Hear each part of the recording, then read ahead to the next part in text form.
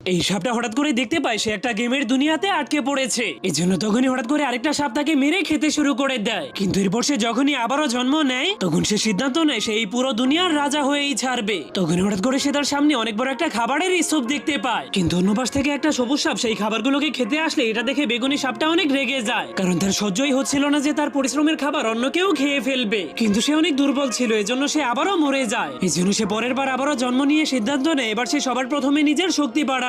এই জন্য সে তার সামনে অনেকগুলো খাবার দেখতে পেয়ে সেগুলোকে খেতে গেলেই হঠাৎ করে তার সামনে বিশাল বড় একটা হলুদ সাপ চলে আসে, যাকে দেখে বেগুনি সাপটা অনেক অবাক হয়ে তার সামনে চলে যায় আর তাকে জিজ্ঞেস করে তুমি কিভাবে এত বড় হলে, আমাকেও বলো, আমিও তোমার মতো বড় হতে চাই। কিন্তু সেই বিশাল বড় সাপটা তার কোনো কথা না শুনে তাকেই খেয়ে ফেলার পর যখনই অনেক খুশি হয়ে হাসতে শুরু করে দেয় তখনই হঠাৎ করে তাকেও আরেকজন মেরে খেয়ে ফেলে। কিন্তু তৃতীয়বার সেই বেগুনি সাপটা জন্ম নেওয়ার পর অনেক চালাক হয়ে গিয়েছিল, এই জন্য সে ফুল স্পিডে অন্যদেরকে মারার জন্য আক্রমণ করতে শুরু করে দেয়। কিন্তু তার স্পিড অনেক কম হয়, আক্রমণ করতে গিয়ে সে নিজে